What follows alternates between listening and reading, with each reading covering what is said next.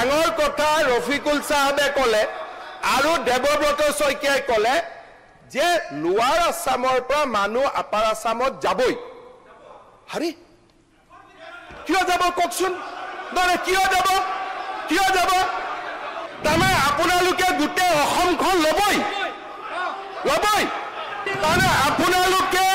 মিয়া মুছলমান মানুহখিনিয়ে গোটেই অসম ল'বই আমিও ল'ব নিদিওঁ হৈ গ'ল অধ্যক্ষ মহোদয় আজি আপোনালোকে এটা ডাঙৰ কথা ক'লে আজি চব জানি বা নাজানি আমাৰ জনিয়া সমষ্টিৰ বিধায়ক আৰু বিৰোধী দলৰ দলপতি গৰাকী এটা আজি ডাঙৰ কথা ক'লে আৰু আপুনি কি কৈ আছে আৰু মই পক্ষ ল'ম না আপুনি কি কৰিব মই পক্ষ ল'মেই বাজ মই পক্ষ ল'মেই প্লিজ যি কৰে কৰক না মই ল'মেই ক'ব দিয়কচোন মই ল'মেই নাই ক'ব দিয়ক ল'মেই আরে কি লাগে এতিয়া আরে ভাই নহয় মই তাও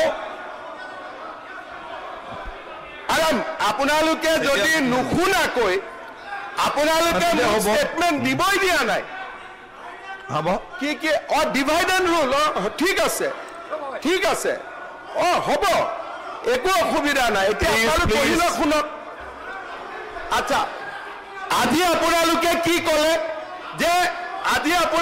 কি ক'লে এটা ডাঙৰ কথা ৰফিকুল সাহেবে ক'লে আৰু দেৱব্ৰত শইকীয়াই ক'লে যে লোৱাৰ আসামৰ পৰা মানুহ আপাৰ আসামত যাবই হাৰি কিয় যাব ককচোন নৰে কিয় যাব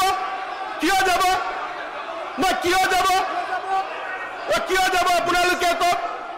তাৰমানে আপোনালোকে গোটেই অসমখন ল'বই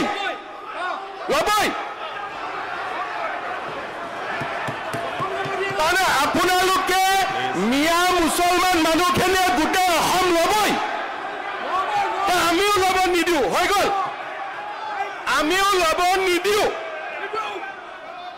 আপোনালোকে আজি হাউচত ক'লে